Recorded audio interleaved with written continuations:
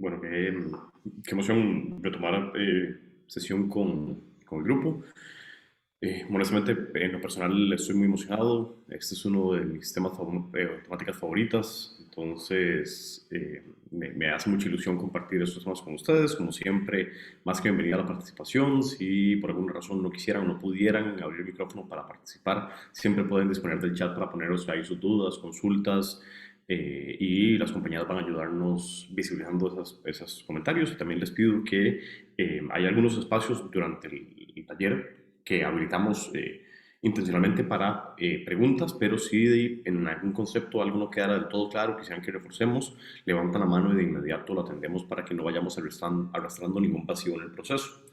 Y sobre todo esperamos mucho que disfruten esto. Creo que siempre es conveniente nada más hacer un pequeño repaso de la reglas de convivencia, importante el alzar la mano para hablar, eh, eh, y si acaso no nos diéramos cuenta por un tema de la presentación o de la dinámica de la discusión, el tema de la mano alzada, lo pueden señalar por el chat, y muy importante también respetar cuando otra compañera o participante está haciendo fila o está antes en la línea de consultas, y mantener siempre el respeto mutuo, tanto hacia las personas que están liderando la sesión como entre ustedes.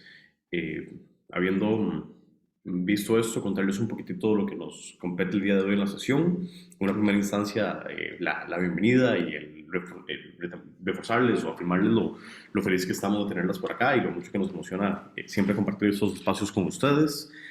Hacer una pequeña actividad inicial participativa donde les pedimos que se sumen, por supuesto, a la iniciativa, que seamos muy breves, muy puntuales, pero que por favor participen, es para ustedes. Después vamos a hacer un repaso de conceptos básicos en torno al mundo de redes sociales, que es un mundo universo por sí mismo. Vamos a atender algunas de las preguntas más frecuentes que en mi experiencia he topado con el tema de redes sociales, esperando que también sean algunas de las preguntas más recurrentes que también o tal vez puedan tener ustedes. Y vamos a cerrar la clase con un breve espacio de ejercicios y potencialmente una asignación, dependiendo de cómo manejemos el tiempo a lo largo de la sesión. Pero siempre dejamos la posibilidad de que podamos atender un poco la tarea que nos dejamos acá en horario asincrónico, para que podamos dedicarle un largo tiempo y un buen tiempo a repasar los conceptos y que todos y todas nos vayamos con el material bien claro. Entonces, si les parece, arrancamos. Sí, Gracias, sí. súper, súper. Vea, el micrófono y el escenario es tuyo. Queríamos invitarlos a participar con unas preguntas iniciales. Entonces, nada más les pedimos, vamos a invitar a 3 personas a participar por cada una de las preguntas. Adelante. Ok, muy bien, empecemos. Entonces, queremos saber cuál es su red social favorita y por qué. Entonces, como dijo Papo, 3 personas que puedan participar y comentarnos esto y que nos expliquen un poquito. Ahí pueden ver la pregunta, ¿verdad? Entonces, sí, ¿cuál es su red social favorita y por qué? Así, ¿quién quiere empezar? Ana, por favor. Buenos días. Mi red social es el Facebook, Fantástico. ¿Y porque por en el qué? Facebook puedo interactuar con muchas personas con las que tengo relación a lo largo de la historia de mi vida. No solo intercambiar imágenes, videos, sino también algún pensamiento o alguna noticia. Y entonces se da un espacio de intercambio de ideas y de pensamientos. También a Sí, veces cuando no estoy muy enterada de algo, además de googlear la información, voy a Facebook y reviso un poco y puedo enterarme de lo que está sucediendo, como la noticia de este señor Rodrigo Chávez y Pilar Cisneros, por ejemplo. No sabía Por supuesto. absolutamente nada porque yo no estaba viendo televisión y las noticias, pero por medio del Facebook fue inicialmente que me enteré y así pude googlear noticias y revisar un poco más el asunto con las fuentes. Eso sería. Gracias. súper. Sí, totalmente. Bueno, aquí me sale que está la mano de Shadow, ¿verdad? No me está saliendo mal a mí. Entonces sí, si quiere Shadow puede seguir. comentándonos cuál es su red social favorita y por qué. Gracias, buenos días. Mi red social favorita es Facebook. Creo que tiene que ver con un asunto de grupo etario. Es como, no sé, la red de las doñitas o de la gente que no es tan joven como usted. Eh, por ese lado, ahí encuentro más como la gente de mi generación, número uno. Y número dos, tengo también en LinkedIn, pero siento que no doy pie en bola como con el tiempo para estar pendiente de ambas. Entonces a veces tengo, no sé, un montón de recados en la otra red y incluso me da penita de que no los contesto, sino semanas después. Pero básicamente esas son las dos razones para mí. Gracias. Gracias, Ok, Sharon. súper. Buenísimo. Bueno, y también está la mano de Isamar, entonces puede continuar también para contarnos. Hola, buenos días a todos. Mi red favorita es Facebook, como las compañeras anterior. Siento de que, pues, de ser de otro país, pues también tengo como contacto por medio de estas redes con compañeras de colegio de hace muchos años. También me sirve como base principal para lo que es en mi trabajo, porque soy editora de la página de Facebook de la Asociación Transvida, entonces también tengo como mucho el contacto y estarme relacionando con las personas que mandan mensajes, haciendo respuestas y estar mandando cualquier post para cualquier invitación o algo que tenemos que hacer en la asociación o para convocar a las chicas por medio de la página también. Entonces, aparte de utilizarlo como una red personal, ¿verdad? Pues también la utilizo como medio de trabajo, ¿verdad? Ya que es como un medio que muchas mujeres trans la utilizan para estar como en comunicación con la asociación y también darnos cuenta de mucho de qué pasa con otras compañeras que han sido violentadas de otros países. Entonces tenemos como esa comunicación por medio de Facebook. Gracias. Fantástico, Sharon. Isamar, perdón, muchas gracias. Sí, bueno, vemos ahí el factor común de Facebook. Ahora más adelante vamos a entrar ahí también. Ok, muy bien. Seguimos con la siguiente pregunta. Entonces, cuando piensan en entretenimiento, ¿cuál es la red social en la que piensan primero? Entonces, igual, tres de ustedes que quieran contarnos, ¿cuál es su red de entretenimiento? Adelante, Ana. TikTok, TikTok, fantástico. TikTok. ¿Por qué se te ocurre TikTok primero? porque esa me la enseñó mi hija, que tiene 19 años, y empecé a ver que son contenidos de muy poco tiempo, son contenidos muy completos, donde viene imagen, viene audio, y tenés que transmitir una idea muy concreta. Yo sé que a veces hay videos de 1 minuto, pero son los que menos ve uno. Tiene una agilidad en la plataforma muy, muy, muy buena también. En mantenerte, mandarte cosas sugeridas, que yo sé que las demás plataformas lo tienen, pero TikTok me atrapa por esa versatilidad de todo. O sea, imagen, video y no solo fotografía fija como Instagram, digamos, que me da más perecilla. Gracias. Claro. Fantástico, muchas gracias. Sí, súper. Mucho sentido eso, que las cosas estén tan a la mano, ¿verdad? Que eso se vuelve más entretenido todo. Súper. Creo que, bueno, no sé si le sale a usted otra manita, es que a mí no me sale como bien. Entonces, si hay otra mano.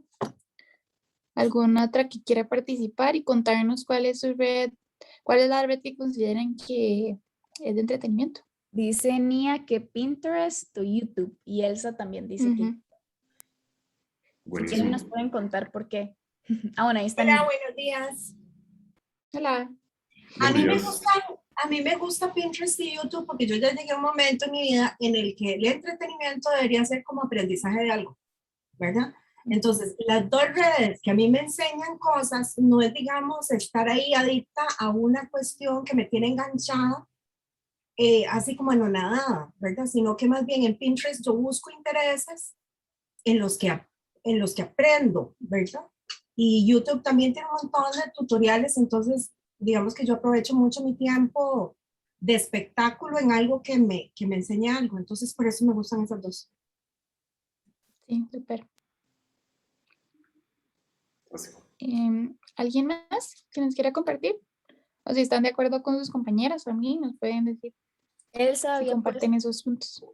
Elsa había puesto que YouTube, no sé si... Buenos días. Sí, ¿cómo están todos y todas? En el caso, digamos, mío, yo diría que, como dice Nia, ¿verdad?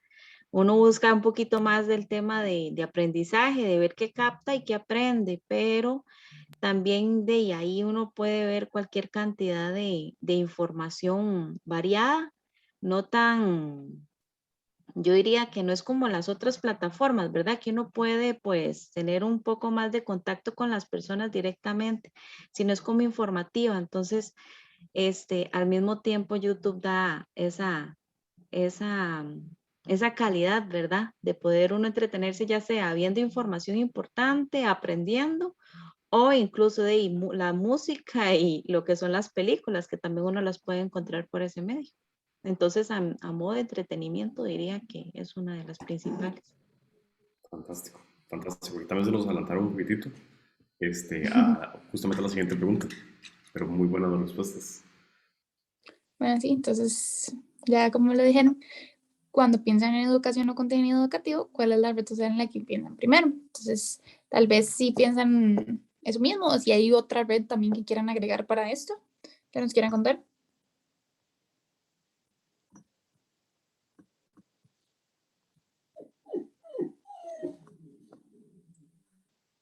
Ana sigue con la manita levantada, pero no sé si fue que la dejó o si quiere participar.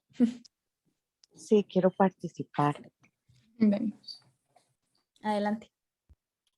Para mí, contenido educativo que sea así rapidísimo, TikTok y WhatsApp.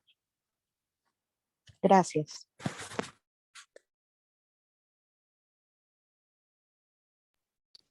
sí. Fantástico. ¿Alguna más que quiera agregar? Mía. Yo no sé si Netflix está contando como red social, porque aunque es un servicio pagado, se han generado muchísimos grupos en todas las redes como para aconsejar y comentar, ¿verdad? Entonces, digamos, puramente del punto de vista espectáculo, yo creo que no califica, pero está generando como comunidades muy interesantes virtuales en todas estas demás redes sociales. Sí, ahí hay un excelente punto, que es que a pesar de que Netflix no es propiamente una red social, porque no implica interacción con otras personas usuarias, sí es una plataforma de streaming que está provocando mucha creación de comunidad y sentimiento de pertenencia hacia otras redes. Eso es un punto importantísimo. No sé si alguna otra quiera sumar su experiencia o opinión. Si no, vamos avanzando. Aquí han puesto puntos súper interesantes que vamos a ir rescatando a lo largo de la presentación.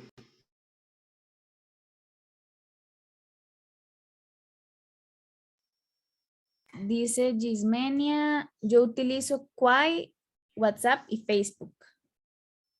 Excelente. Y Elsa dice TikTok de aprendizaje rápido y podcasts. Buenísimos los podcasts, buenísimos sin duda.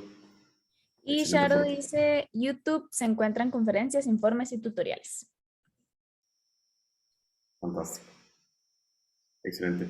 Creo que vamos a ir avanzando para ir hilando un poco de lo que hemos venido conversando hasta ahorita. Y creo que un punto aquí importante a destacar es que todas son redes sociales, o por lo menos la mayoría de las que hemos conversado hasta el momento, pero no todas sirven para lo mismo. Y tal vez inicialmente cuando pensamos en las redes sociales tendemos a ponerlas todas en la misma canasta. Son redes sociales a final de cuentas. Y resulta que son entre ellas considerablemente distintas. Es importante entender las diferencias que comparten o las diferencias en que las separan, las similitudes que comparten, especialmente porque cada red social va a tener tipos de contenido muy distintos. Por tanto, formatos de contenido también muy distintos. Cuando hablo de tipo de contenido, puedo hablar de contenido educativo, de entretenimiento, de denuncia, hay un montón de tipos de contenido. Y cuando hablo de formato me refiero a fotografías, a textos, a videos. Entonces, como lo mencionaba bien hace poco una compañera, TikTok se caracteriza por tener un formato muy corto, pero en video y en imagen. Mientras que Twitter también tiene un formato muy corto, pero predominantemente en texto. Entonces, a pesar de que el formato o las características del formato, que son formatos abreviados de contenido, son similares entre las plataformas, son muy diferentes la forma de utilizarlo. Y cuando los contenidos son distintos, van a atraer indiscutiblemente diferentes personas usuarias a la plataforma. Es decir, las personas que utilicen Pinterest van a ser considerablemente distintas a las personas que utilicen Twitter. Y si bien es cierto, puede haber una intersección, puede ser que una persona que utiliza Twitter también utilice Pinterest, usualmente lo va a utilizar con fines bastante distintos o diversos. Entonces, ¿qué es el punto número 3? Cada persona usuaria va a darle usos distintos a la plataforma. Es curioso porque TikTok, existen muchos mundos de TikTok o dentro de TikTok. Hay una parte de TikTok que es meramente bailes, hay otra parte de TikTok que es meramente entretenimiento o humor muy particular. Hay otra que es un TikTok muy informativo de temas sociales, de denuncia, es súper interesante esa parte de TikTok. Hay otra que más bien es un TikTok científico y TikTok tiene como diferentes submundos y eso tiene que ver con que el formato de contenido que tiene es tan diverso que ha permitido que distintos nichos se queden dentro de la plataforma. Entonces, con solamente escucharlas a ustedes podemos darnos cuenta que si bien es cierto, hay una predominancia de Facebook como la red social más presente en todas ustedes y en general en la población, las personas estamos utilizando diferentes plataformas para cumplir diferentes fines y escogemos una plataforma sobre la otra dependiendo de la afinidad que tenemos con esa plataforma y con esa audiencia. Lo comentaba una compañera, no recuerdo bien quién lo dijo, por ejemplo, que Instagram le da un poquito más de pereza y eso que Instagram ha venido a tratar de simular muchos de los formatos de contenido de TikTok. Lo que no ha logrado simular Instagram es la audiencia que tiene TikTok. Por ende, tiene los mismos formatos de contenido, pero no el mismo contenido. Y esto es muy importante. Recordémonos que al final de cuentas, los contenidos que están en una plataforma que nosotros y nosotras consumimos son los contenidos que crean las personas usuarias en esa plataforma. Entonces, quienes estemos en esa plataforma va a dar en gran medida o apoyar en gran medida cómo se utiliza cada plataforma. Quiero hacer un repaso muy breve por algunas métricas que son muy curiosas. Esto es de un estudio que se realiza en Centroamérica y en Latinoamérica, y este es particularmente de Costa Rica. Este estudio tiene, me parece, 1 año y medio de haberse lanzado. Los estudios no se actualizan todos los años por un tema de costeo, pero si nos damos cuenta, la penetración de Internet en Costa Rica es muy alta. Tenemos un 87.7% de penetración de Internet o de acceso a Internet, lo que implica que la mayor parte de la población está digitalizada. Eso difiere bastante de algunos países hermanos en Centroamérica. Y si se dan cuenta, de los 4.3 millones de usuarios que tenemos en Internet y de los 4.9 millones de población que tenemos, 3.3 millones de personas están activas en Facebook anualmente. Esto es impresionante. Facebook es hoy por hoy, y lo ha sido históricamente en todo el mundo y en todos los países, la red social con mayor penetración, con mayor cantidad de personas usuarias activas en el mundo. Y a pesar de que ha habido surgimientos importantes de nuevas redes sociales, entiéndase TikTok, Pinterest, en su momento Snapchat, Tumblr, un montón, Facebook siempre ha logrado consolidarse o guardarse ese primer lugar para sí misma. Y del lado de Google, porque recordemos que a nivel de buscadores existe mucho más que Google, está Google, está Yahoo, está Bing, está Google. Google es por mucho el líder del mercado. Y cuando vemos esto, aquí estamos hablando del dato de abajo, es estrictamente personas activas en Facebook. Vamos a ver que los rangos etarios son muy variados. Entonces, no podemos tender a pensar que Facebook es una red social exclusiva para gente mayor. Sí es cierto que las generaciones más recientes, de 17, de 15 años, vienen migrando hacia otras redes sociales y por eso vemos una participación tan baja, pero en realidad la participación etaria en Facebook es muy heterogénea, siendo de 25 a 35 años tal vez el segmento de edad más importante, seguido por el 18, 24, 25, 44, pero realmente Facebook es una red social para todos y para todas, y esto es un punto muy interesante a destacar. Algo que me gusta mucho conversar en este punto es que las generaciones más jóvenes tienden a afirmar con una certeza tremenda de que Facebook ya no es la red social que utilizan. Y eso es parcialmente cierto, pero solamente parcialmente cierto. Resulta que hubo un fenómeno en las generaciones más jóvenes donde antes las personas compartían muchas imágenes y mucho contenido en Facebook. Y en el momento en que las madres, padres, abuelas, tías, hermanas de esta generación empezó a participar en la red social, las personas dejaron de compartir contenido en Facebook y fueron a compartir contenido a otras redes sociales, por ejemplo Instagram o Snapchat. Pero hoy por hoy, a pesar de que las generaciones más jóvenes no están subiendo contenido a Facebook, sí están consumiendo contenido en Facebook. Entonces no fue que dejaron de utilizarlo, fue que cambiaron la forma en la que lo utilizaban. Me parece que Nia tiene una pregunta. Sí, vieras que es que como todo es relativo, ¿verdad? Para mí cuando hablas de que las generaciones más jóvenes, para mí son como 4 o 5 categorías ahí, para vos pueden ser otras. Entonces, cuando decís esta afirmación contundente, ¿de qué edades te estás refiriendo? Vieras que es muy heterogéneo, va a depender de los países, pero usualmente la afirmación de que yo no utilizo Facebook, viene estudio, lo que nos dice es que personas entre los 18 y 24 o 25 años están diciendo o afirmando que ya no utilizan Facebook como lo utilizaban antes. Pero no utilizarlo ya no subo contenido, ya no utilizo la aplicación la utilizan con otros fines. Pero ya dejaron de subir contenido en esta red social y utilizan otras redes sociales para subir contenido. Mientras que generaciones todavía más recientes, de 13 a 17 años, casi que ni siquiera están inscribiéndose en la aplicación, ya no forman parte de ella, sino que están haciendo nativamente en otras redes sociales.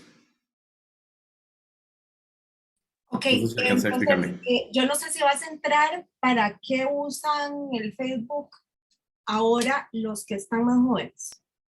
No sé si vas a entrar en ese nivel. No vamos a ir a ese nivel de detalle, te lo puedo mencionar brevemente. Facebook ha venido sumando nuevas funcionalidades a la plataforma. Entre ellas, por ejemplo, está el Marketplace, que es el lugar donde se dan ventas. También tiene la función de grupos y tiene la función de video. Entonces, hay mucho consumo de información en Facebook, ya sea consumo de entretenimiento o noticioso, pero hay una parte de consumo por ahí de contenido. Hay otra que es el intercambio. La gente está vendiendo camas, está comprando cámaras, está comprando y vendiendo cosas alrededor. Y hay grupos especializados, por ejemplo, grupos de personas interesadas en la música, grupos de personas interesadas en un juego o videojuego en particular, y en ese tipo de foros sí tienen más participación, pero ya no utilizan Facebook como una red social ni para conectar con gente, ni para subir o crear contenido. Donde suben y crean contenido es principalmente en Instagram y en TikTok. Ok, gracias. Con muchísimo gusto. Y aquí vamos a ver un poco de los usuarios activos o personas usuarias activas alcanzables en cada red social. Y esto puesto en datos en millones de personas. Entonces, como les comentaba, Facebook es por mucho la plataforma más importante que hay en Costa Rica. Estos son datos de Costa Rica hace un par de años. De hecho, es curioso que los primeros 4 lugares están ocupados por plataformas que son de propiedad de Facebook. Messenger es de Facebook, Instagram es de Facebook y WhatsApp es de Facebook. La siguiente más importante sería LinkedIn, Snapchat y Twitter, siendo la última o de las últimas con mejor penetración. Y para esta medición, TikTok todavía no era una plataforma relevante, por lo que no se contabilizaban mediciones. Hay que esperar la actualización de este reporte que la lanzarán este año, donde probablemente TikTok haya logrado escalar varios puestos ahí en la lista de las redes sociales más importantes de Costa Rica. Y después de haber hecho esta pequeña reflexión, y lo que queríamos la intención con esto era quitarnos la idea de la cabeza de que todas son una red social y punto, sino entender que cada red social tiene particularidades, no solamente en el contenido que encontramos, sino en la forma en la que lo usamos y el tipo de audiencia que hay ahí. Queremos adentrarnos en algunos conceptos básicos. Al ser un taller introductorio, tiene como objetivo principal que ustedes empiecen a apropiarse de términos relacionados a las redes sociales que podrían resultarles inicialmente muy ajenos, pero que queremos que eventualmente lleguen a dominar. Y estos conceptos son los que nos van a dar después la posibilidad de crear contenido más depurado para cada tipo de red social, dependiendo de la audiencia que tengan cada uno de sus proyectos, que es un poco lo que veremos en los siguientes talleres. Vamos a ir aquí explicando algunos términos, y esos términos pueden ser un poco abrumadores en una primera instancia. No tengan ningún temor, ninguna reserva en levantar la mano y pedir que repitamos o ejemplifiquemos mejor el concepto, que para eso estamos.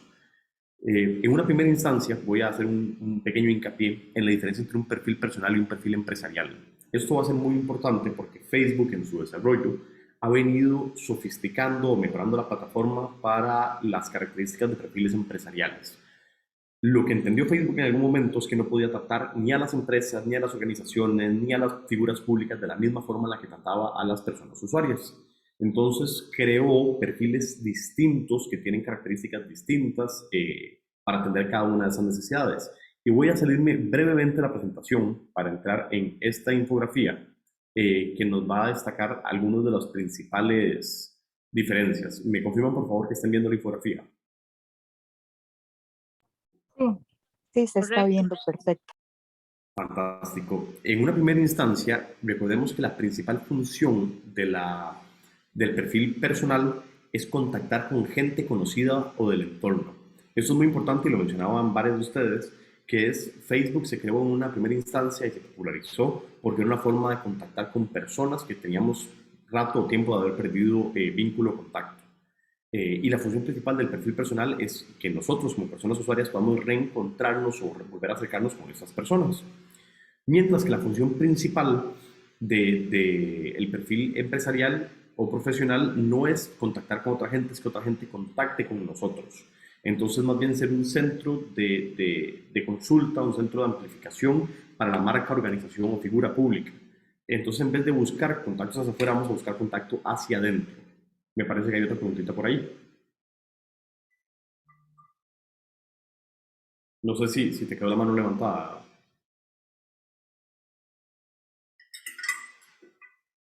Sí, eso es muy importante y no quiero ponerle muy técnico acá, pero sí hay diferencias importantes en el algoritmo, es decir, en la función matemática que hace que funcione una plataforma con la otra. Por eso es muy común que uno diga, qué raro, cuando yo publico algo personal, una foto en mi perfil personal, tiene muchísimos más likes o más comentarios que cuando la publico en una página profesional o empresarial. Y es porque el tratamiento que le da Facebook a cada tipo de perfil va a ser considerablemente distinto. Y es por eso que es importante que profundicemos en las diferencias. ¿Cuál es la finalidad? Una tiene la finalidad de que como persona yo me entere de lo que la gente comparte. Porque en teoría cuando yo soy amigo o amiga de una persona usuaria en Facebook es porque me interesa el contenido que sube y las actualizaciones que hace. Mientras que como empresa la finalidad de tener la página es llevar un mensaje comercial o de mercadeo o de posicionamiento a las personas que he conseguido que me sigan. Entonces, en una tiene que ver más con que yo como persona usuaria pueda tener visibilidad de lo que pasa en mi red de contactos y en la otra es que mi red de contactos pueda tener visibilidad de lo que yo hago. Es bastante distinto, de hecho es casi que inverso. Y el uso es que las personas proactivamente puedan agregar a nuevas personas usuarias a su red de amigos. Esto porque amplía la cantidad y la calidad de contenido que vamos a recibir, mientras que el uso de una red profesional o empresarial va a ser comunicar actualizaciones de nuestra organización, de nuestra marca, de nuestro proyecto, novedades empresariales y de marca. Entonces, en uno, la función principal es crear una red y en el otro es generar una comunicación y actualización constante. Entonces, el tratamiento que le demos nosotros a cada un tipo de red social también va a ser considerablemente distinto. Aquí hago una pequeña pausa antes de retomar hacia los conceptos básicos y les pregunto si esto les genera alguna duda, alguna confusión o si más bien ya tienen algo de conocimiento en esto y les resulta bastante obvio.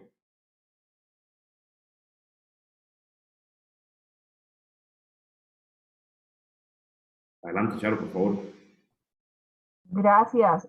Sí, esto evacúa una duda que he tenido siempre. Yo tengo un perfil y tengo una página de empresa.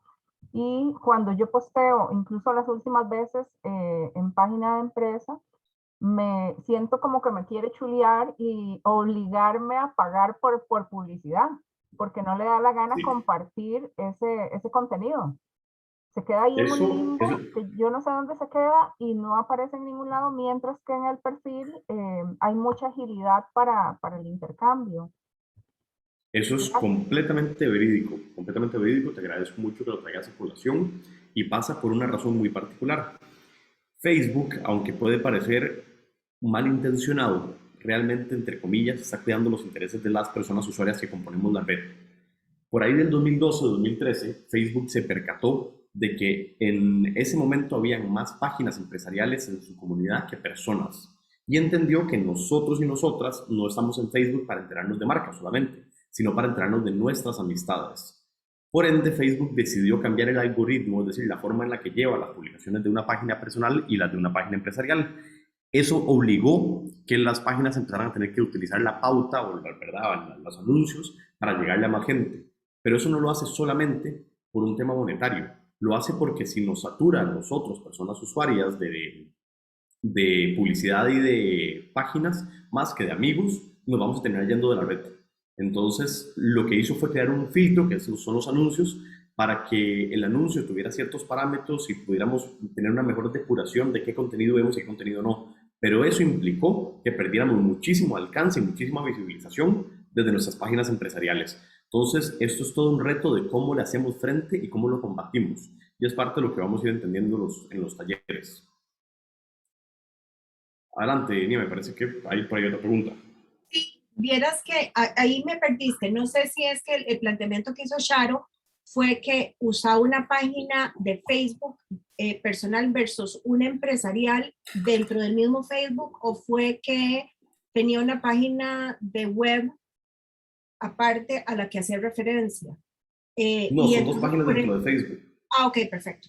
Entonces, okay. Sí. Entonces lo que estás diciendo es que se perdió gente porque si te trasladabas a una, porque esa es una decisión de campaña que yo no hice porque me pareció que iba a ser, no nos funcionó, ¿verdad? Si yo hacía una página de fulana de tal política, ¿verdad? Entonces las condiciones cambiaban porque no es exactamente simplemente adicionar personas, ¿verdad? Y si ya vos tenés una cantidad de personas que te siguen, es decir, haciendo el traslado perder gente, ¿verdad? Sí, es muy importante el punto que pones sobre la mesa y entiendo muy bien la situación de Sharo porque yo me desempeño profesionalmente en esta área y es algo que he visto pasar en muchísimas organizaciones, que es tener un perfil personal y un perfil empresarial y ver mejores resultados en el personal. Eso tiene una razón de ser y es que el alcance en el perfil personal va a ser mayor, pero el potencial es menor.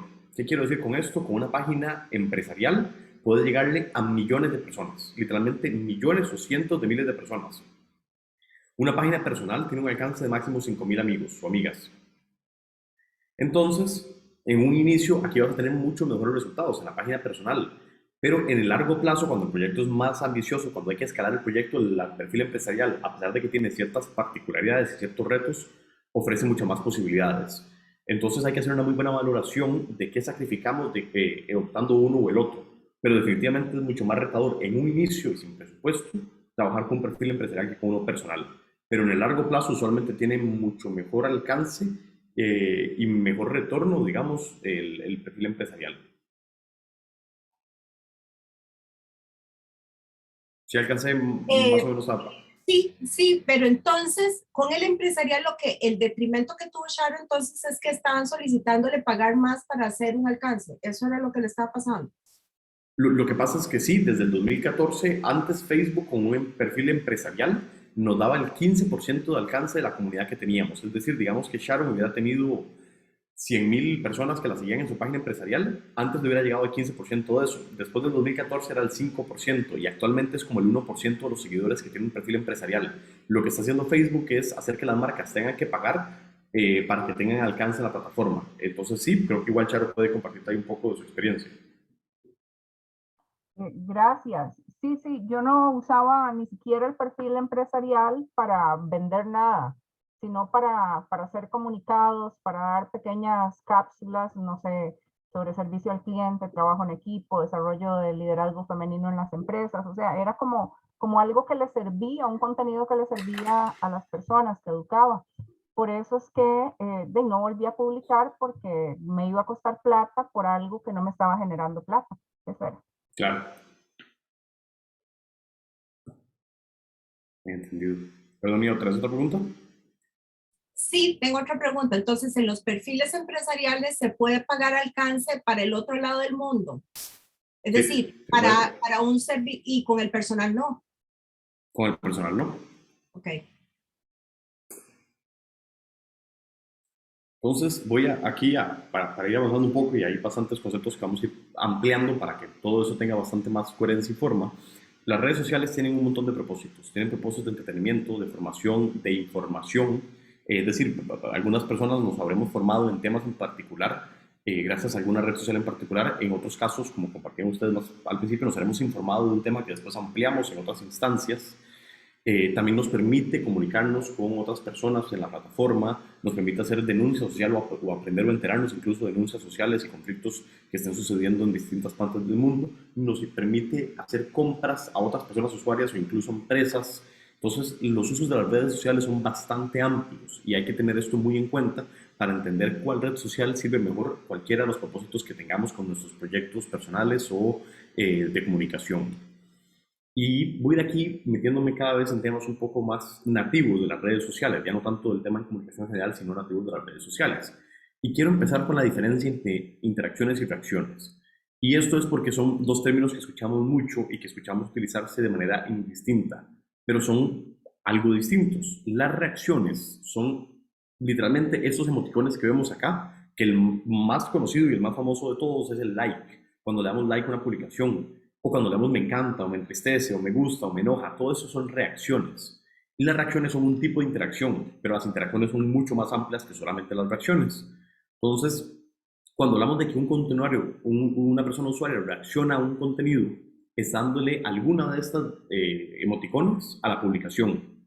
Y cuando hablamos de interacciones, hablamos de acciones que son mucho más amplias. Una acción puede ser cuando una persona usuaria le da clic a una imagen en la plataforma, cuando una persona le da clic al botón de ver más para leer un texto más largo, cuando una persona usuaria le da compartir y se lo envía por mensaje privado o por direct message a otra persona usuaria de la plataforma.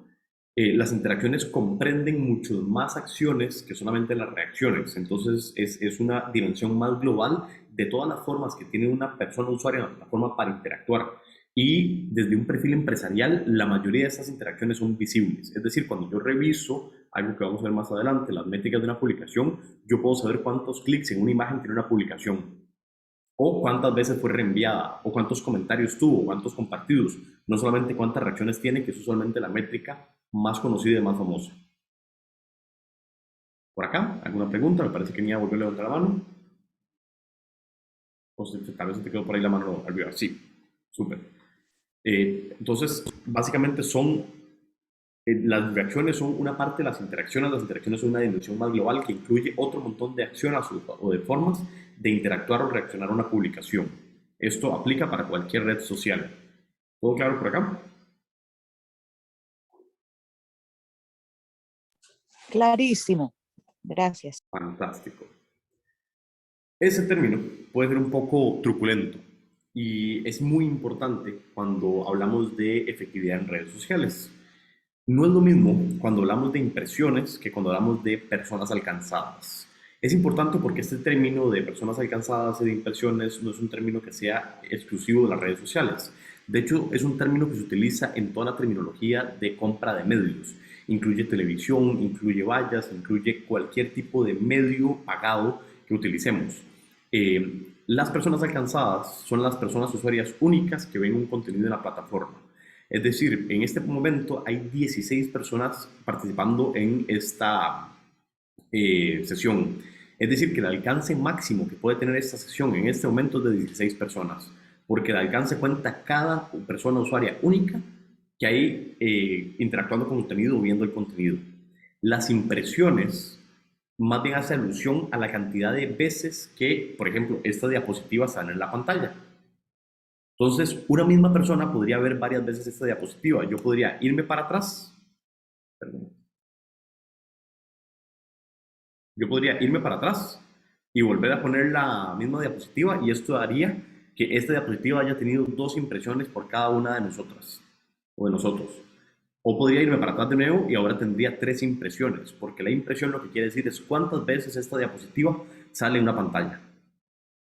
Normalmente, cuando hablamos de alcance de impresiones, que son métricas que están muy relacionadas, vamos a tener siempre más impresiones que alcance, porque las personas usuarias son limitadas, las impresiones son prácticamente infinitas. Más o menos explicado ahí, ya voy a poner un par de ejemplos para poder elucidarlo un poco mejor.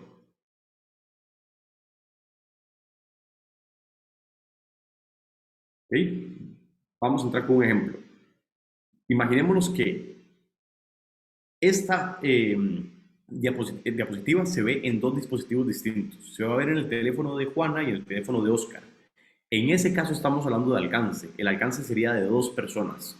Esta publicación saldría en 2 dispositivos distintos, por tanto tendría 2 personas alcanzadas, porque son 2 usuarios únicas de la plataforma. Y eso es alcance.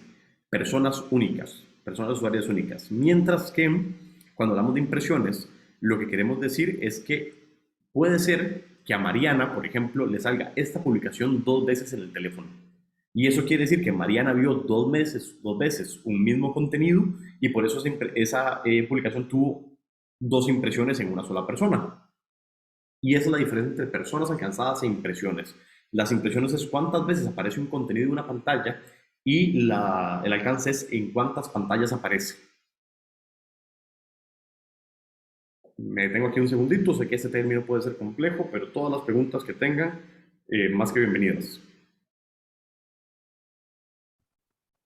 Hola, muy buenos días, Vivian Solís. Yo tengo una pregunta.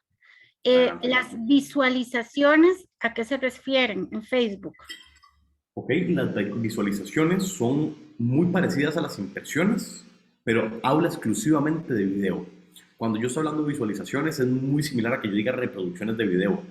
Las reproducciones tienen el mismo comportamiento que las impresiones, es decir, Papo, José Pablo, una persona usuaria en Facebook, puede ver un video 5 veces. Entonces puedo sumar 5 visualizaciones al video, pero solamente una persona en alcance, porque yo soy solamente una persona. Entonces, en ese sentido, la visualización es el equivalente de una impresión, pero en formato de video. Muchas gracias, me queda claro. Excelente. Mía, por favor. Tengo una pregunta devolviéndome un poquitito para atrás y cómo poder relacionarme las impresiones con la diferencia, digamos, que haría en el algoritmo un like versus ver la visualización y no poner un like o poner un comentario también. Ok. Facebook tiene en su algoritmo ya inherentemente, disculpen, estoy jalando aquí el cable para la carga de la computadora. Facebook tiene ya en su algoritmo algún tipo de premio, digamos, o de recompensa por las interacciones con las personas usuarias. La premisa de Facebook es, mientras más relevante sea el contenido, a más gente se lo muestro. Entonces, por ejemplo, si yo subo una publicación y la publicación no tiene mucha bola, Facebook la va a dejar pasar como pasaría cualquier otra publicación. Pero hay algunas publicaciones que, a pesar de que no le pongamos plata, empiezan a traccionar. Entiendas, empiezan a recibir comentarios, reacciones, compartidos, clics en la imagen y Facebook dice, ah caramba, esta publicación es de interés de las personas usuarias de la plataforma. Y en ese momento Facebook empieza a llevarla a más dispositivos y más dispositivos y más dispositivos. También empieza a meterle más impresiones, no solamente más alcance, que es lo que acabo de escribir, sino más impresiones. ¿Qué es lo que empieza a pasar? Y creo que todos y todas lo hemos visto. Dice, Amanda Solís le dio like a esta publicación. Entonces, a mí me salió una publicación y después me salió que Amanda le dio like a esta publicación. Y ahí tengo 2 impresiones. O me sale, Nia acaba de comentar en esta publicación, porque Nia es parte de mi red de amigas y entonces yo me doy cuenta que me sale. Entonces, cuando hay interacciones con la publicación, independientemente si es un comentario, si es un like o si es lo que sea, Facebook te asegura de llevar más alcance y más impresiones a la publicación, como una forma de recompensa por un buen contenido, por un contenido relevante. ¿Qué tal? No, excelente, pero entonces, a ver, entonces siempre tendríamos que tener alguna persona contestando, ¿verdad? Sobre todo cuando no es uno mismo, porque entonces si hay, bueno, hay 2 preguntas. Una, que es, hay interacciones que se registran para el algoritmo, pero que no se registran para uno. Por ejemplo, cuando se ve un video y tiene 200 reproducciones y tiene como un like, ¿verdad? Y uno sabe que está resonando porque hay alguna cuestión, digamos, difícil en el comentario o en el video, pero la gente no se quiere dejar ver que lo vio, pero el algoritmo sí lo sabe, ¿verdad? Correcto. Esa es una pregunta, ¿verdad? ¿Y cómo modifica eso, digamos, tu alcance y tus impresiones? Y la otra es, digamos, el manejo comunitario, ¿verdad? Que es decir, siempre hay que darle like y algún comentario Es más, algún comentario, algo que te pongan para mantener, digamos, el perfil activo dentro de ese algoritmo. Fantásticas preguntas. Sobre el punto número 1, sí, las interacciones son en su mayoría no visibles para la persona usuaria, pero visibles para la página y para el algoritmo. Un ejemplo de esto es el clic en la publicación. A mí me encanta los clics en la publicación porque cuando le das clic a una publicación es para poder ampliar la foto, para poder verla con más detenimiento. Y Facebook lo que va a premiar siempre es el interés de la persona usuaria en el contenido.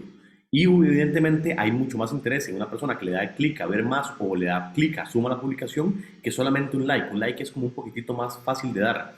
Entonces eso por supuesto que lo premia el algoritmo y uno incluso puede medirlo en la página empresarial. Entonces afecta positivamente el alcance y las impresiones. Además de esto, sí es conveniente, y ahorita vamos a hablar del rol de la persona Community Manager, tener una persona que pueda darle seguimiento a lo que la gente comenta y no solamente darle seguimiento como un reconozco que comentaste o reconozco que le diste like, sino alguien que propicie la interacción. Es decir, Nia podría poner, no estoy de acuerdo con esta diapositiva.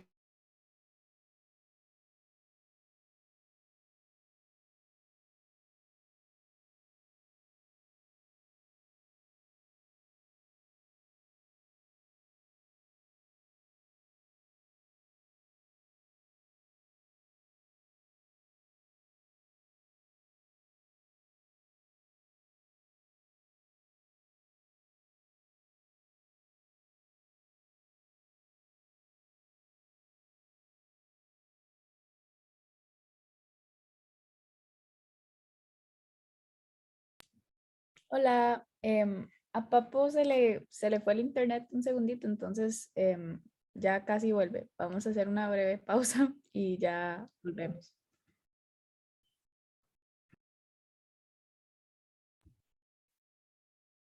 Bueno, volvemos. ¿Cómo están? Ya espero que hayan podido aprovechar esos 5 minutitos. Ya están por aquí. Me pueden poner la manita arriba para ver si están por acá.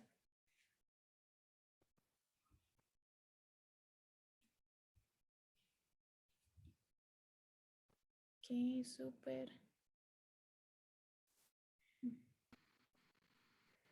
Ok, bueno.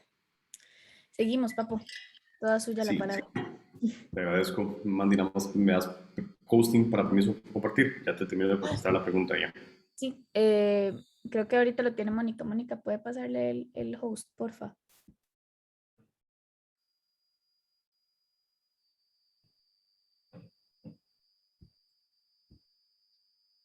Si no, voy a...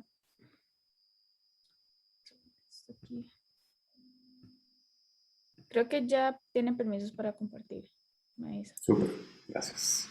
Entonces, nada más para no dejar colgada la pregunta que venía contestando. Estábamos conversando sobre la importancia de sí dar continuidad a las preguntas que hacen las personas usuarias en las redes sociales. Eso va a ser sumamente importante y va a impactar positivamente el algoritmo. Dentro de poco vamos a entrar a discutir un poco más sobre el rol de la persona Community Manager, pero definitivamente sí es algo que tenemos que propiciar porque va a favorecer los alcances que haya en nuestras publicaciones. Entonces, tanto la primera pregunta que tenía que ver con las interacciones que no ven las personas de la plataforma, pero que sí registra el algoritmo, como con el hecho de fomentar la participación en el diálogo en nuestra publicación, va a ser bienvenido por el algoritmo. Ania, me parece que tiene una pregunta. Adelante, por favor. Creo que fue que la levantó para decir que estaba acá, pero Nia sí la acaba de levantar. Entonces, Nia, si quiere, adelante. Perdón, era al revés. Tranquilos, no pasa nada. Tranqui. Entonces, vamos con el siguiente término, que es el engagement. El engagement es una medida de compromiso virtual. Lo que nos dice la teoría es que a mayor interacción, mayor interés con la marca, causa, personas, organización, lo que sea que estemos representando en nuestra comunidad digital.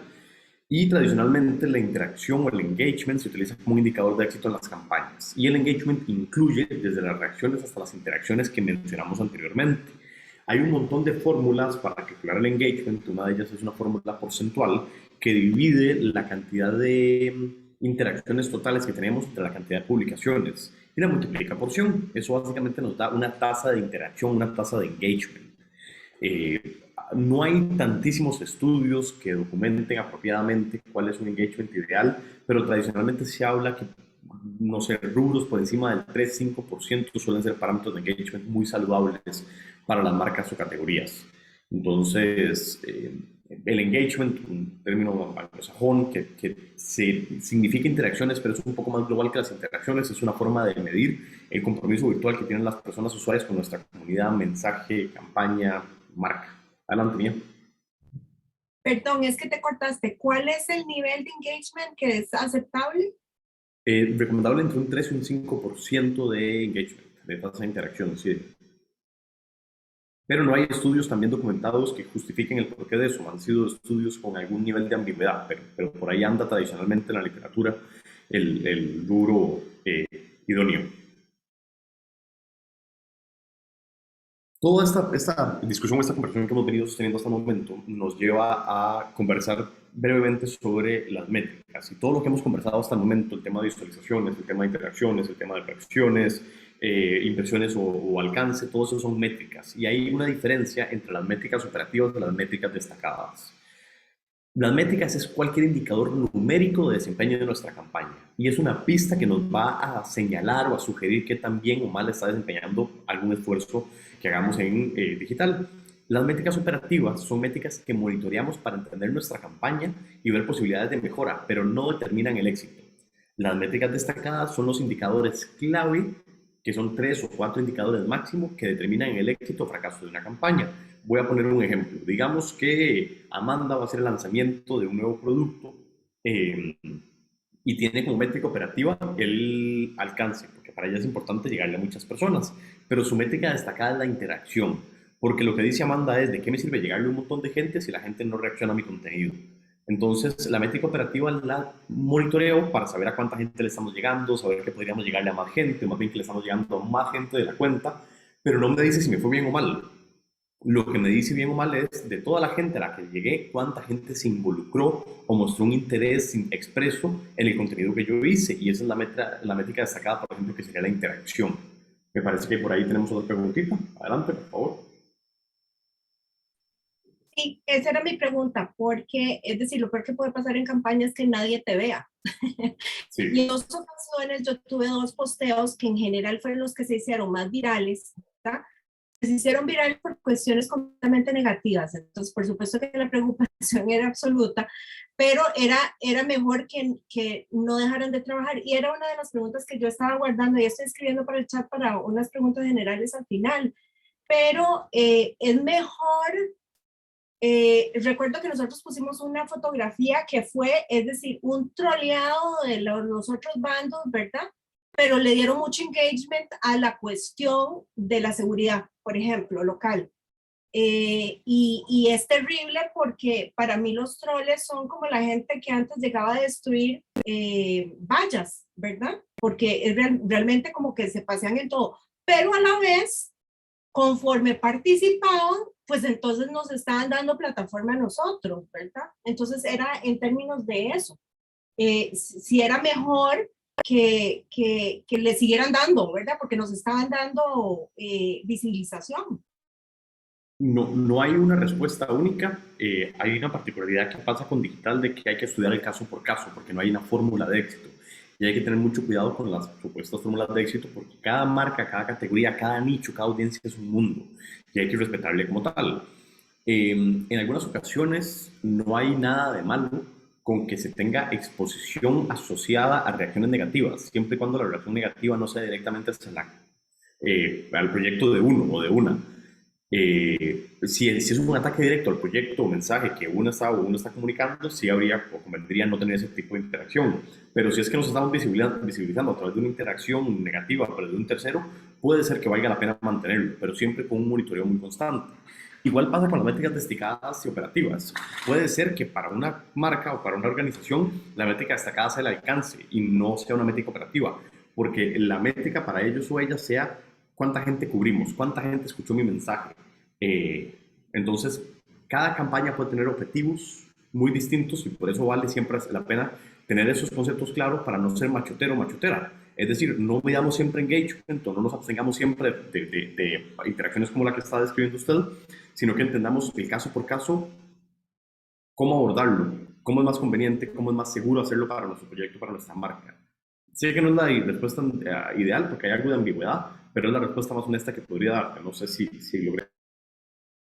No, está bien, yo entiendo que sí, sí debe ser caso, en los dos casos fueron cosas como superficiales, ¿verdad? Entonces sabíamos que, es decir, no era, más bien era como el miedo de que ganáramos, ¿verdad? Y de que de que podía haber alguna atracción, porque nosotros en general dejamos la campaña en línea, porque como es una elección local, al final es lo que movilizas por votos, ¿verdad? Y es una campaña muy, muy local, tan local que es difícil comprar publicidad, ¿verdad? Sí. Es muy difícil porque es digamos, en términos de a la redonda de lo que puedes comprar en publicidad, es como 1 kilómetro, 2 kilómetros, 6 kilómetros. Es más, si lo mandas a 3 kilómetros y lo ve la gente de Moravia, no estabas haciendo nada, ¿verdad?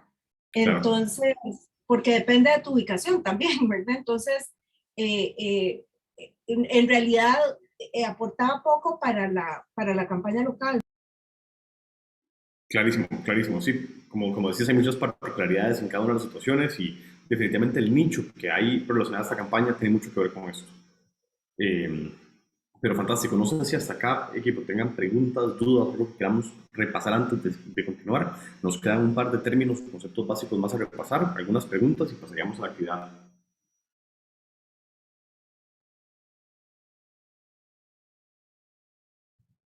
Nia, no sé si las preguntas que pusiste en el chat las quieres responder de una vez o las dejamos para el final.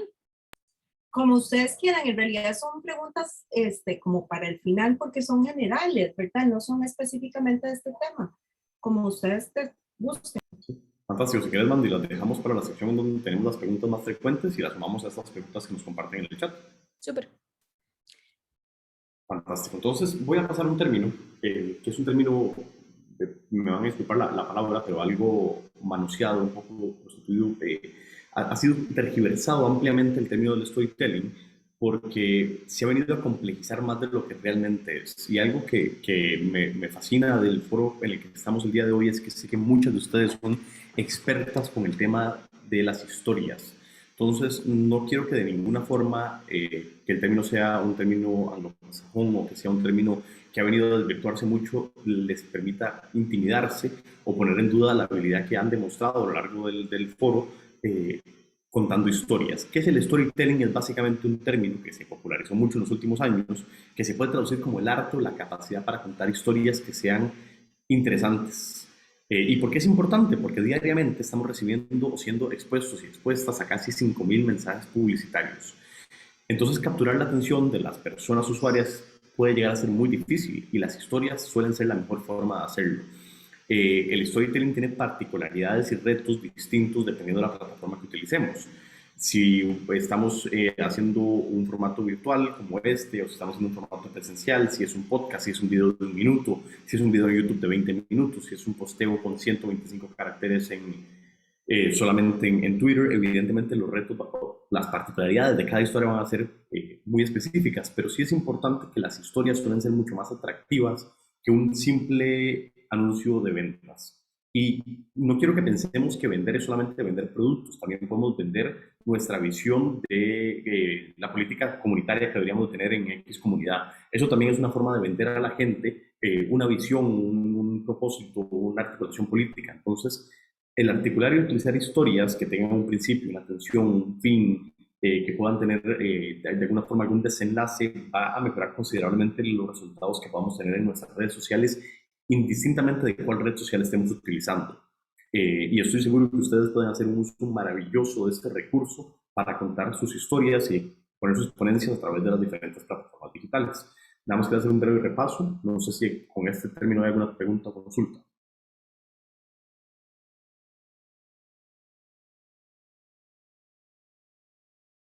Súper. El siguiente término, y lo mencionábamos anteriormente, ya lo traía a la persona mía, es la persona community manager. community manager es uno de los puestos más escuchados y más conocidos en el mundo de las redes sociales. Y esto es porque es la persona que se encarga de responder mensajes, comentarios, de subir publicaciones y de sacar algunos reportes básicos de desempeño de nuestros activos digitales. En algunas ocasiones, las funciones de una community manager pueden incluir o extenderse a la creación de contenido, al diseño gráfico, al monitoreo de tendencias e incluso al mantenimiento de otros activos digitales como las páginas web. Pero la génesis real de él o la community manager es el administrador o la administradora de nuestras comunidades digitales. La creación de contenido usualmente está supedita a otro tipo de figuras, como son las personas o los creativas, o los redactores o las redactoras creativas, que tienen una función por sí misma, que es la creación de contenido. Pero los community managers y las community managers han llegado a absorber otras funciones como las que aquí estamos describiendo. No hay nada de malo que no tengamos una persona dedicada a esto. En ocasiones, y hay muchos proyectos que han nacido de que diferentes personas involucradas en el proyecto se van turnando estas funciones. Más que tener una persona dedicada a esto, lo importante es tener claridad sobre cuáles son esas funciones para que podamos o asumirlas nosotros mismos, nosotras mismas, o bien delegarlos a equipos de trabajo. Y eso es como lo más importante, que no se queden comunidades desatendidas, más que tengamos una función dedicada a esto, porque evidentemente implica un presupuesto que no siempre se tienen en algunos proyectos. Un segundito. Listo. Hay una pregunta en el chat. Adelante, por favor. ¿Qué tips para escoger un community manager? Mucha gente me ofreció, pero no me parecieron que sabían lo que estaban haciendo. Las campañas atraen a mucho proveedor de servicio porque piensan que es una fiesta de plata. Sí. Mi recomendación sería hacer una valoración de la experiencia que tenga la persona y de los retos que tenga la campaña en sí misma. Voy a poner un ejemplo. Si estamos hablando de temas políticos, temas sociales que pueden generar algún tipo de un contenido incendiario en redes sociales, una de las capacidades que valoraría mucho a la hora de escoger un community manager o una community manager es una persona que sepa muy bien el manejo de crisis. Y entonces le pediría casos o ejemplos puntuales de cómo ha manejado crisis para otras marcas, organizaciones o campañas. Y sería probablemente uno de los parámetros que utilizaría como criterio de selección. O puede ser más bien, si lo que tenemos que hacer es crear contenido muy atractivo en muy poco tiempo, sería la capacidad de respuesta. Entonces, hacer un complemento del portafolio que nos presenten con alguna especie de prueba basada en algún reto que hayan tenido en el proyecto o en la marca, eso es solamente una muy buena forma de establecer un filtro práctico. Si hay una campaña que fue particularmente retadora, plantearle un caso situacional de qué fue lo que pasó y cómo lo abordaría esta persona desde ese puesto, qué hubiera hecho diferente, cuál sería su propuesta. Entonces es lo que recomendaría que utilicen como un criterio de selección, que es un caso práctico. Porque lamentablemente en esta industria, lo hay en todas las industrias, pero particularmente en esta me parece, hay muchos y muchas vendedoras de humo. Si vieras que eso fue lo que nos pasó. Realmente que nunca se encontró, es decir, hay miles de proveedores, ¿verdad? Y he de decir, muchos periodistas que lo que ofrecen es que tengo amigos en medios, ¿verdad? Y eso, para empezar eso no significa que vas a estar en agenda, ¿verdad? Entonces eso es una promesa bastante falsa. Y la otra es que eso a nivel local no va a hacer mayor diferencia, ¿verdad? Pero te agradezco los tips y me alegro más bien de no haber desperdiciado mi plata, porque en realidad, es decir, encontrar una persona que sepa manejar estas cosas a nivel político para una cuestión que es muy sensible porque es muy local, es realmente difícil. Eso fue el reto, encontrar el equipo de publicidad digital, de manejo de la campaña digital es terrible, ¿verdad? Es sumamente retador, es completamente cierto, sí. Pero bueno, me alegra que los tips hayan sido de utilidad y espero que puedas ponerlos en práctica. Igual eventualmente quedará mi contacto en el chat, y si vuelve a empezar una situación así, con mucho gusto puedo dar algunos tips adicionales de cómo crear esos filtros y criterios. Aquí voy a tocar otro tema también muy importante. Gracias. Con todo gusto.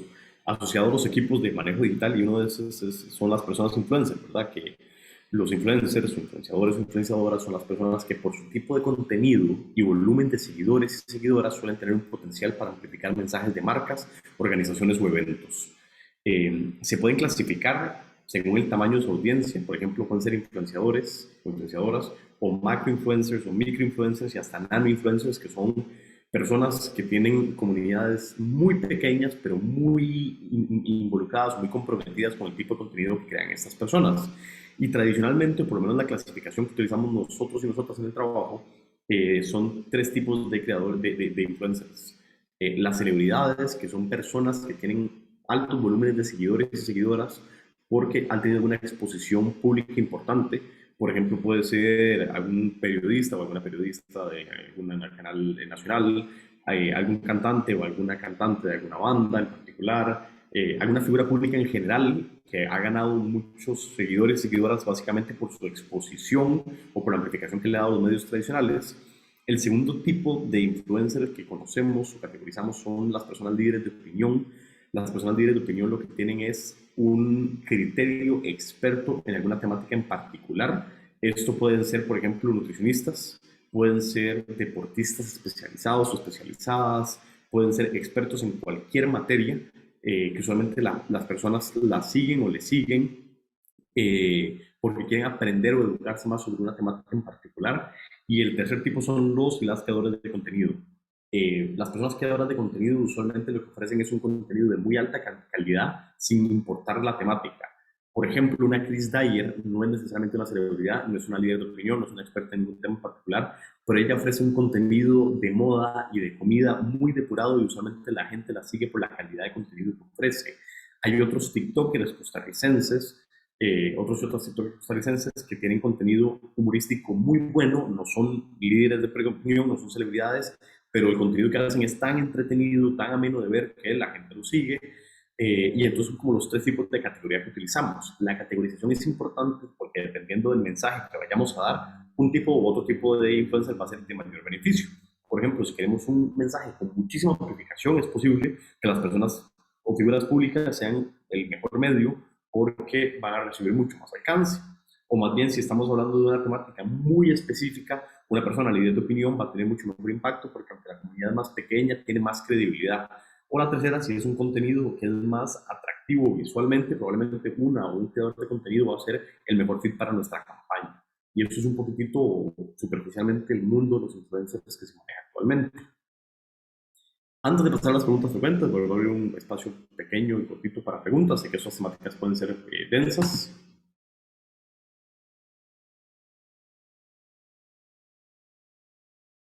Seguimos. Anía, por favor.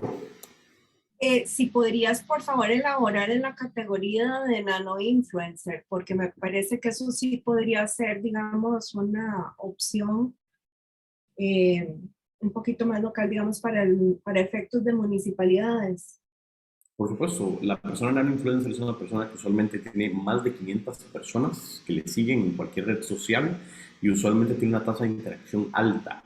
Y el contenido que crea está asociado a cualquiera de los tres parámetros que te elaboré anteriormente. Es decir, no es nano influencer solamente por el volumen de seguidores o seguidoras que tiene, sino por el tipo de contenido que crea. Y uno podría pensar que 500 personas es muy poca gente, pero vamos a poner un ejemplo. ¿Cuántas personas habrá en Costa Rica que hablen perfecto el chino mandarín en Costa Rica? No sé, tal vez no serán muy pocas, pero tampoco serán, no sé, 12,000 personas, no tengo idea. Digo yo, personas costarricenses que hablen perfectamente el chino mandarín en Costa Rica. Entonces resulta que las 500 personas que siguen a este nano influencer es porque da consejos sobre cómo aprender chino mandarín siendo una persona que se ha formado culturalmente en el occidente o en Costa Rica particularmente, qué barreras pueden haber. Entonces, esas 500 personas, a pesar de que es muy pequeña la comunidad, es una comunidad muy relevante, porque tiene mucha credibilidad en esta comunidad. O puede pasar que haya un juego, un videojuego que sea muy de nicho, y entonces que hayan nada más, no sé, unas 1,200 personas que lo juegan actualmente en Costa Rica, y tal vez una persona tiene 800 de esas 1,200 personas que juegan ese videojuego. Entonces los nanoinfluencers usualmente se identifican porque crean contenido de muy alto valor para una comunidad muy específica y entonces ya no se le mide por la cantidad de seguidores que tiene o seguidoras, sino que se le mide por la calidad de interacción que tiene con esas personas seguidoras. ¿Qué tal? Perfecto, gracias. Excelente. Vamos a las preguntas frecuentes y alguna de las preguntas más recurrentes que he recibido en el pasado y que en general hemos recibido también en el TCU, en ese tipo de espacios relacionados a redes sociales, es la pregunta de si tenemos que estar presentes en todas las redes sociales. Y la respuesta es no. El que hayan tantas nuevas redes sociales suele propiciar un sentimiento de ansiedad que dice, si no estoy en la red social voy a caer en desuso, voy a estar desactualizado, la gente no se va a enterar de mí, pero lo cierto es que no solamente no es recomendable, sino que es imposible estar en cuanta red social nueva salga. Lo cierto es que uno debería estar en las redes sociales, uno, que le permita la capacidad instalada o el presupuesto, el equipo disponible a atender, y dos, uno debería estar en las redes sociales donde esté la audiencia a la que uno quiere llegarle. Si, por ejemplo, uno está hablando con un segmento muy, muy joven de la población, de 13 a 15 años, muy probablemente Facebook no es la red social pertinente para estar. Muy probablemente lo sea TikTok. Si uno quiere hablar con una comunidad que no es política en lo absoluto, probablemente Twitter no sea la comunidad más conveniente para hacerlo. Entonces hay que hacer una selección con un muy buen criterio de qué tipo de redes sociales son afines a nuestras audiencias. Eso es algo que vamos a ver más adelante en el siguiente taller, pero la respuesta corta es no, no es necesario ni conveniente estar en todas las redes sociales. La segunda pregunta es si todas las campañas deben de tener influencers. Y la respuesta también es contundentemente no. Los influencers se han venido popularizando como un medio de difusión importante, es un buen complemento de campaña, pero no es cierto que todas las campañas se benefician o necesitan influencers para que sean efectivas. Habría que hacer análisis caso por caso, como le comentaba anteriormente a Niel. Por otra parte, y otra de las preguntas más frecuentes que recibimos y de las más complicadas de contestar es cada cuánto deberíamos de publicar. Y es algo que vamos a profundizar también en el siguiente taller, pero les puedo adelantar que no hay una respuesta única. Yo les invitaría a hacerse dos preguntas antes de definir una frecuencia de publicación. ¿Cuánto pueden publicar y cuánto pueden decir que sigue siendo relevante? ¿Cuánto pueden publicar? Es una revisión honesta de la capacidad que tenemos como equipos de comunicación de un proyecto político, de comunicación de un proyecto social, de una marca, de un proyecto personal, para crear contenido. Si la respuesta es, puedo sentarme a hacer esto una vez a la semana, probablemente puedas hacer de 1 a 4 contenidos. No nos pongamos metas que no sean realistas porque generan aversión y resistencia al proyecto en el mediano plazo. Lo correcto es que la cantidad de contenido que podamos hacer sea el que hagamos. No hay que forzarnos a hacer más de la cuenta. Y el punto número 2 es ser muy honestos y honestas en cuánto contenido relevante tenemos para decir. Muy difícilmente, sin importar la temática de la que estemos hablando, podríamos decir algo relevante todos los días del año sin repetirnos ni gastarnos. Entonces, si no podemos hacer eso, no lo hagamos. La pregunta es qué pasa si establecemos más bien una temática semanal, o una temática quincenal, o una temática mensual. Entonces, si hacemos una temática mensual, podríamos hablar de 12 grandes temas en el año y hacer 1 o 2 publicaciones semanales para profundizar en esos temas. No es demasiado contenido como para que sea muy superficial o más bien sea repetitivo, ni es tampoco contenido como para que el tema quede sin explorar o profundizarse. Entonces, este balance, cruce entre lo que puedo hacer y lo que el tema me da para hacer es fundamental para decidirlo. A final de cuentas, las personas usuarias no van a apreciar que hayan más contenidos. No apreciamos el volumen de contenidos como personas usuarias de las plataformas, apreciamos la calidad de los contenidos. Entonces, no nos pongamos expectativas que no podamos y no necesitemos cumplir, sino que seamos muy honestos y honestas con nosotros mismos sobre las capacidades que tenemos en cada proyecto y en cada situación particular. Y la siguiente pregunta, y es una pregunta solamente también difícil de contestar, es cómo saber si lo que hago funciona. Y yo lo que les invitaría es a establecer un parámetro que sea relativamente sencillo de seguir. Y el parámetro básicamente pasa por ser ¿qué quiero lograr con este proyecto? Yo quiero lograr que más personas jóvenes se interesen en temas políticos en la comunidad de Moravia. Perfecto, yo me sentaría a hacer una revisión trimestral, anualmente para decir cuántas personas jóvenes de la comunidad de Moravia logré sumar al proyecto político que estamos liderando. Ah, bueno, fueron 5, 6, 7, 8, 10. ¿Eso es suficiente para mí, sí o no? Me hubiera gustado más. Siendo realistas, evidentemente uno puede ser idealista, pero siendo realistas, uno podría decir, esto está súper bien. Súper bien. Uno podría decir, no, puchica, esto no es lo suficientemente impactante, me gustaría más. Y ahí empezar a hacer correcciones en el camino. Pero más allá de los likes, más allá de las visualizaciones, de las impresiones, todo eso son formas de darle un seguimiento si el objetivo real que tenemos, el objetivo digital, está siendo logrado o no. Y entonces lo más importante es tener claridad de cuál es el objetivo real que tenemos. No solamente el objetivo virtual o el objetivo digital, sino el objetivo real que nos planteamos con nuestros proyectos de comunicación. Y eso sería mi invitación. El parámetro no debería ser únicamente digital, sino que debería ser asociado directamente con el proyecto que ustedes estén liderando. Antes de pasar al ejercicio práctico, tal vez, Mandy, si me ayudas ahí compartiendo las preguntas que hemos visto en el chat y cualquier otra que pueda surgir. Ok, sí, tenemos las preguntas de Mía, que decía, hacia futuro, ¿qué se dice de los streaming como futuro publicitario? Las cableras empezaron igual, solo se pagaba el servicio y luego se llenó de publicidad.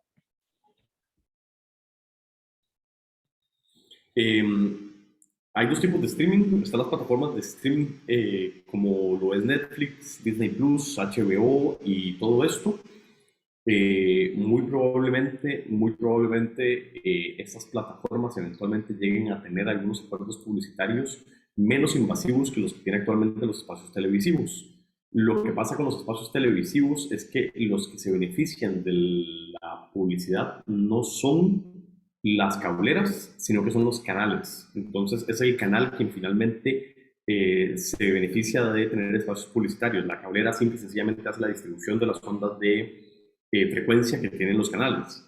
Entonces nunca le hemos pagado realmente a Teletica o a ningún canal por el contenido que transmiten, le pagamos a la cablera por la frecuencia que ellos retransmiten.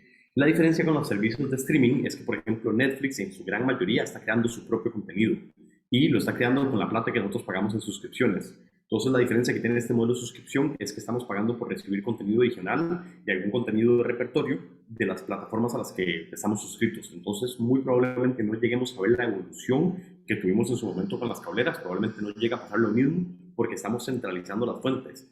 Netflix es la cablera y además la productora. Es el canal, entonces tiene más control y por ende mejor manejo de sus ganancias e ingresos, mientras que en el otro es un servicio de distribución tercerizado. Entonces probablemente sí sea distinto, se mantenga más apegado al modelo que vemos actualmente que al modelo que eventualmente llegó a ser una cablera. Ok, la otra es, ¿podrías comentar respecto a la censura de plataformas, por ejemplo, Twitter? Ok, eso es un tema sumamente delicado. Todas las plataformas tienen políticas de censura que han venido evolucionando con el tiempo, no han sido estáticas en lo más mínimo y hay diferentes equipos interdisciplinarios en las empresas de estas plataformas que buscan no solamente establecer estas medidas de restricción, sino también estarlas actualizando. A final de cuentas, las plataformas hay dos particularidades. A pesar de ser plataformas públicas, son entes 100% privados, entonces así como se reserva el derecho de admisión en muchos establecimientos físicos, también se reserva el derecho de admisión y de verbalización en las plataformas porque son un espacio finalmente privado. Y segundo, hay un componente político, social muy delicado que está cayendo en manos de estas plataformas y que se puede debatir mucho si le ha dado un manejo apropiado o no. La pregunta que se hace en diferentes partes es, por ejemplo, si Twitter debería tener el poder de censurar, por ejemplo, al expresidente de los Estados Unidos, Donald Trump. La otra pregunta que hace la otra contraparte es más bien si Twitter, con el poder de censura que tiene, debería permitir que Trump llegue a tergiversar mensajes tan delicados como temas de salud y temas asociados al consumo de sustancias no aprobadas por medios internacionales de salud relacionados con el COVID, por ejemplo, y el efecto que eso puede tener. Entonces, ha habido mucho debate al respecto y finalmente no hay una postura única y no hay una postura estática. Tanto Facebook como Twitter han venido modificando y evaluando y sometiendo a prueba y TikTok inclusive, y YouTube también, sus restricciones, pero también hay que entender que hay implicaciones legales para estas plataformas que se salen de la vista pública. Entonces, por ejemplo, yo tengo una persona, un compañero, que fue vetado de YouTube de por vida por haber subido recurrentemente de niño capítulos de una serie que a él le gustaba mucho y él no entendía por qué eso implicaba una infracción al copyright. Y el hecho es que YouTube no lo hace solamente porque no están de acuerdo con eso, sino porque para ellos hay una implicación legal muy importante de que el contenido ese que no está autorizado está en la plataforma de ellos. Y eso terminó siendo que él estuviera literalmente vetado de por vida de YouTube. Entonces no puede tener un canal de YouTube abierto. Pero YouTube no solamente está cuidando a la persona de dueña del copyright, sino también a esto. Pero han habido muchas discusiones, por ejemplo, del mal manejo que tiene YouTube del copyright para con personas que hacen música en la plataforma. Entonces, definitivamente no hemos llegado al estadio final de esto. Es una discusión que se va a mantener muy abierta, y esperamos que a lo largo de los años vayamos encontrando la mejor forma de abordarlo. Es lo que podría comentarte en este momento. Ok, y la otra es sobre Twitter. ¿Qué es lo mejor para campaña? ¿Comentar enlace a web o a otra plataforma? Usualmente el enlace a web es lo que más resultados da, además de que en la teoría de medios se habla mucho del beneficio que hay de llevar de un medio no propio a un medio propio a las personas que nos siguen. El medio propio siendo la web y el medio no propio siendo Twitter. Entonces, en términos teóricos y conceptuales, lo más conveniente es llevarlo al sitio web. Ya habría que ver el caso por caso de que hay en ese sitio web para poder responderte con propiedad y decir no, mejor llevarlo a Facebook, o no, el sitio web está perfecto, divino y con excelente funcionamiento, saquemos el provecho. Pero por lo menos en términos teóricos y conceptuales, lo que nos dice la teoría, los estudios se desempeña mejor llevándolo a medios propios. Perfecto. Y Nia puso que tenía otra pregunta, pero no sé si quiere decirla por el micrófono. Sí, gracias, sí. Sí, yo me imaginaría que respecto a esto que acabas de comentar, pues la aspiración que teníamos es que llegaran al sitio web y que hubiera alguna interacción, algún call to action, algo así para que nos dejaran su contacto. Porque el nombre del juego es para elecciones es tener bases de datos y bases de datos que sean precisas, ¿verdad? Entonces yo me imaginaría que ese seguiría siendo un objetivo, llevar a la gente ahí para que se apunte, ¿verdad? Aunque sea para recibir la información, y que sabemos que también hay mucho tureca, ¿verdad? Con eso, porque es decir, mucha gente usa esa estrategia de otros campos que no son tan éticos para trolear, ¿verdad? Pero en general uno querría construir una base de datos propia. De acuerdo. Es también un best practice, una buena práctica, digamos, en términos digitales, que es consolidar la información para que sea propia y no de un tercero o una tercera, pero nuevamente sí, lo ideal es llevarlo al sitio web. Habría que analizar el sitio web que esté bien construido, que sea responsive, que quiere decir que se adapta a celulares y todo eso, pero inicialmente esa sería la recomendación. Ok, y tenía la última pregunta es, ahora que la Universidad de Costa Rica tiene por lo menos una iniciativa, no sé si ya la lanzaron, del Observatorio de Violencia Digital, ¿verdad? Sí, digamos, para requerir un equipo, ¿hay alguna interacción con los estudios que hay sobre esto, verdad? Porque sin duda se encuentra mucha violencia en política, ¿verdad? Entonces, en general, por lo que yo vi en la presentación, la mayoría de los ejemplos que daban eran sobre violencia en política de alguna clase, ¿verdad? ¿Y qué clase de interacción puedes anticipar ante estos estudios, ¿verdad? Que ya empiezan en el país, y lo que se puede generar en interacciones en estas plataformas. ¿Me podrías puntualizar un poco la pregunta? Entiendo bien el contexto, pero no me queda del todo clara la pregunta puntual. Bueno, ahora que vamos a tener información sobre estudios, ¿verdad? Esto va a influenciar sin duda la manera en que se maneja el plan de medios, ¿verdad? Entonces, ¿cómo anticipas que el plan de medios se va a modificar habiendo estudios sobre violencia política? Listo, clarísimo. Ok, creo honestamente que no va a haber mucha modificación porque ese tipo de estudios siempre se han hecho, nada más nunca habían estado a disposición del público. Es decir, es la primera vez que un ente ajeno, parcial, en teoría, va a hacer el estudio y ponerlo a disposición de las personas. Pero los equipos de publicidad y de medios que manejan campaña política siempre hacen este tipo de análisis durante, previo y después a las campañas. Entonces, las medidas que se podrían tomar ya se han tomado y se han tomado a lo largo de varios años, nada más se han tomado en los foros cerrados de cada partido y de cada equipo publicitario de cada campaña, pero no creo que impacte de una manera significativa la forma en la que se manejan actualmente las campañas, porque ya estamos expuestos a esa información. Podría cambiar la forma en la que personas particulares o equipos que no hayan tenido acceso a esto vayan a hacer algunas modificaciones en su plan de medios, pero muy probablemente lo que pase es que hagan un mejor manejo del marketing en tiempo real, que implica el análisis de sentimiento en tiempo real de la conversación, y eso hace que creemos contenido para o amplificar ese sentimiento o reducirlo. Pero eso es algo de lo que ya se hace mucho en manejo político actualmente en grandes campañas. Ok, gracias. Al orden. No sé si alguna otra compañera tuviera alguna otra pregunta, algo que quisieran que profundicemos, si no podemos pasar al ejercicio práctico.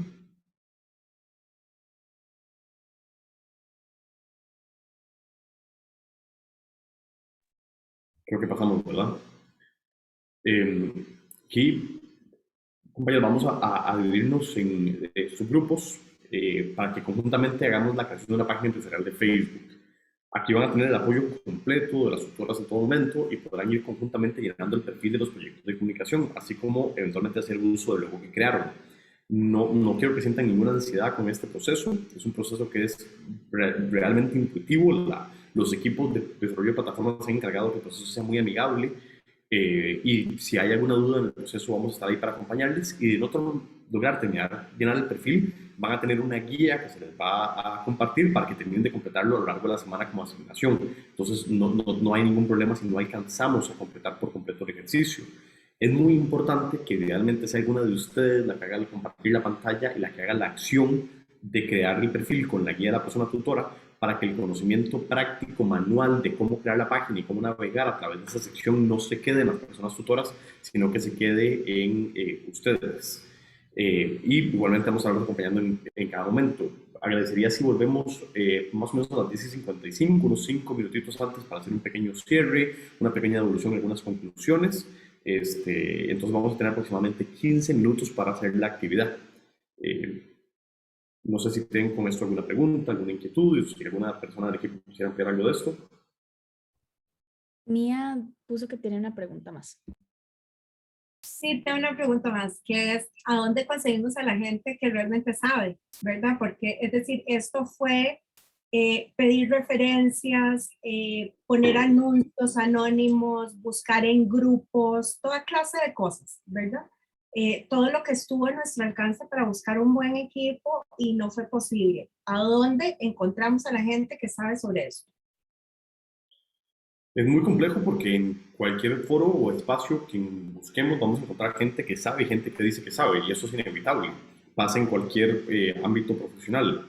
Definitivamente las agencias más consolidadas, con clientes más contundentes, son las que van a tener probablemente mejor nivel de servicio y mejor equipo profesional, pero también van a tener un costo asociado más alto a los servicios ofrecidos.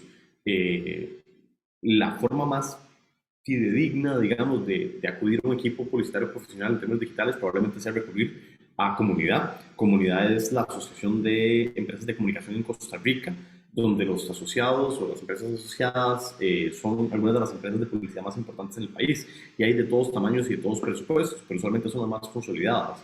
Fuera de eso pueden haber algunos proyectos que sean un tanto más artesanales, pero es como probablemente la instancia más oficial, más fidedigna que podamos, o a la que le pueda referir. Pero siempre va a ser un proceso, porque hay empresas muy grandes que tampoco tienen el mejor servicio digital. Entonces no hay una pastilla para saltarse los problemas de reclutamiento que pues, nos atrapan en cualquier proceso de selección, independientemente del área. Pero sí, hay algunos tal vez como tips para mejorar la experiencia.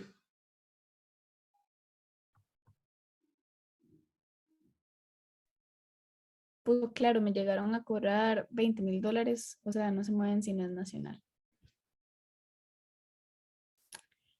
Y no sé si hay alguna otra preguntita, sino para pasar a las salas. Listo, que pasemos si querés. Ok. El grupo 4 de su tutora Melanie no está, pero entonces Papo va a pasar con ustedes. Voy a pasarlas y nada más se van metiendo, por favor, a las salas.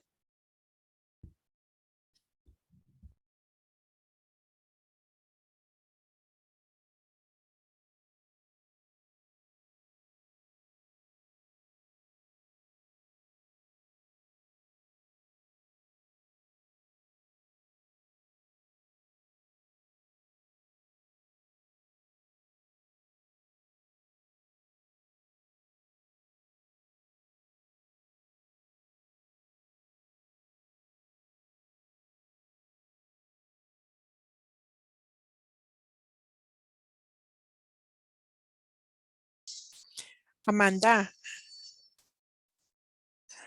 Hola. hola, ¿puedo hacerte una pregunta rápida? Dime. Gracias. ¿Cómo puedo accesar la clase? Porque no estuve en gran parte de la clase. Entonces me interesa poder verla. Sí, la clase va a quedar grabada. Yo voy a apuntar acá porque siempre se me va, pero yo lo subo al campus. Siempre están las grabaciones ahí. Entonces yo espero que tal vez para el viernes ya está. Yo apenas esté, yo le mando un mensajito. Muchas gracias. Con mucho gusto. Y Papo, la palabra es suya. Excelente, estamos todos y todas por acá, ¿verdad? Ya. Fantástico. Bueno, en una primera instancia, y para procurar ser respetuosos y respetuosos con el tiempo de todas las personas aquí, agradecerles la participación en la clase de hoy. Sé que son temas y conceptos bastante densos, pero espero que hayan sido de utilidad. Les va a quedar el respaldo de la clase por si quisieran profundizar en alguno de ellos. Por supuesto, el apoyo de las tutoras.